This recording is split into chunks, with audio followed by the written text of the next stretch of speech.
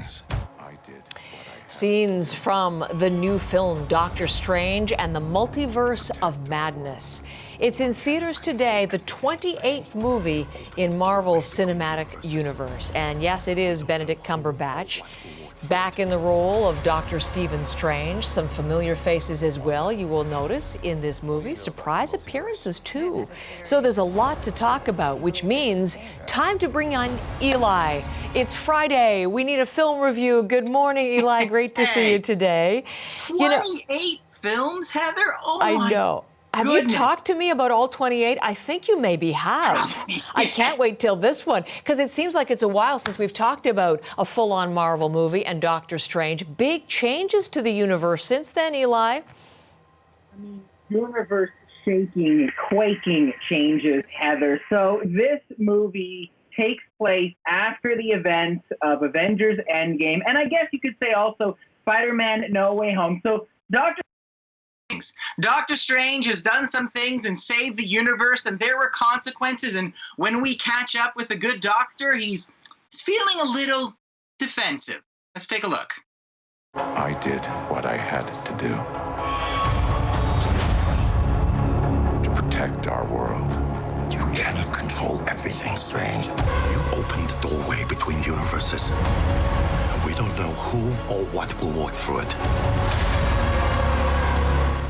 Now the Sorcerer Supreme, because he had to defend Earth and the cosmos while Strange was out playing footsie with Thanos. But it's more about what happened with Spider-Man No Way Home and WandaVision that Wong is talking about. What we're talking about, Heather, is the latest trend, the multiverse. Whether it's Spider-Man Into the Spider-Verse, everything, everywhere, all at once, Spider-Man No Way Home, or even the upcoming movie Flashpoint, after multiple years of suffering through a pandemic, we used to want superheroes to save us, and now I think what the screenwriters have realized, we want the heroes to take us away. We want to go to another world where there are no masks and no rapid tests, and so this is what it's about, parallel realities, going to another dimension where there's a different Heather, a different Eli, and for Doctor Strange, he also is wondering, did he take the right path after all he's done? And the thing that instigates that is the return of Canadian actor Rachel McAdams as his former love, Christine, who is getting married, who knew him when he was just a doctor where he didn't have a magic cape.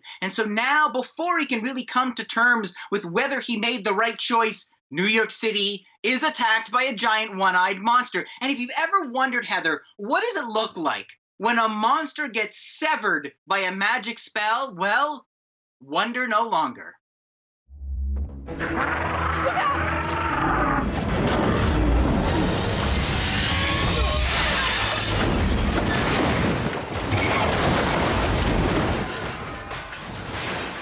Chainsaw sound effect that really sells it. It's just like, there you go. Now you got two halves of a gooey monster. Now, what brought that beastie to Manhattan is actually that young woman there named America Chavez, who conveniently has the power to open star-shaped portals so she can go to all those other parallel realities that are suddenly so in vogue.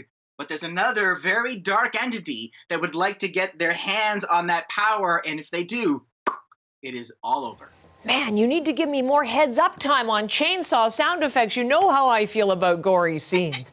Oh, my goodness. Okay, Benedict Cumberbatch, back in the role of Dr. Stephen Strange. What did you think of him in this one?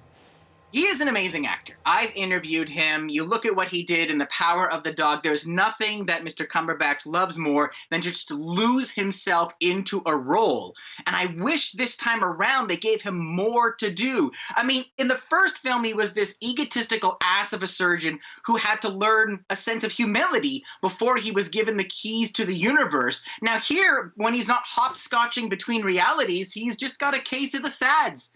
He misses Christine.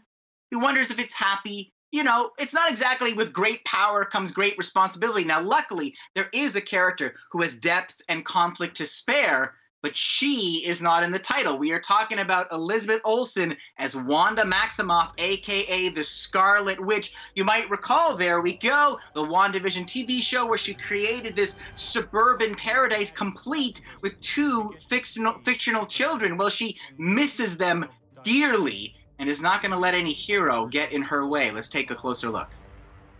I think you break the rules. Look out! To become a hero. I do it, I become the enemy.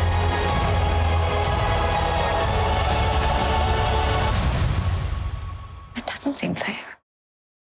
So the only real character development that Doctor Strange has is that kind of Grandpa Munster hairstyle they saddled him with. But Elizabeth Olsen takes this almost ridiculous character of this witch who can alter the very fabric of reality, but she grounds it with trauma and pain and a mother's anguish at what she's lost. And so you believe. So it actually works.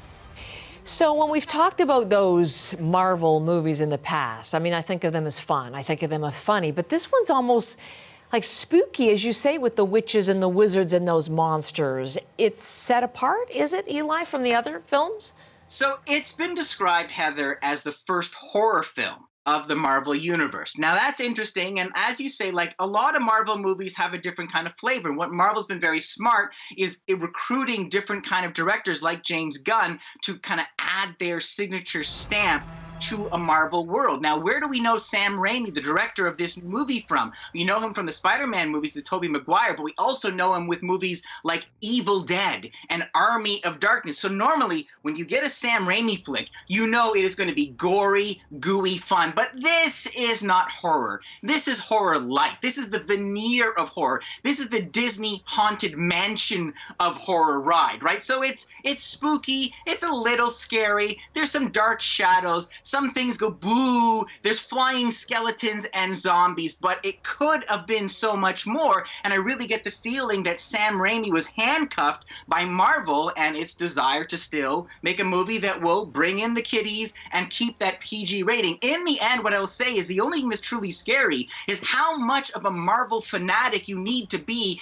able to appreciate everything that's happening. As hinted in the trailer, and as you can see some hints there are some major reveals, surprising additions and cameos that suggest bold new moves for the Marvel Universe. But if you haven't watched WandaVision plus the animated series What If, while some of the fans are cheering, you might be saying, huh? What's that? So you either need to do your homework or bring someone like me to the theater so you can whisper in your ear, oh, that's the guy that did the thing, because there's just so much going on. In the end, Heather, that's what I noticed was the effort. Like, yes, this is putting all those important chess pieces in place, but it just didn't feel as magical this time around. 3 stars out of 5.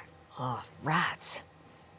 Check your calendar, because I might need to take you for some of these, I think. But I really appreciate the explainer today, 3 of 5. Eli in Toronto, thanks as always for your Friday visit.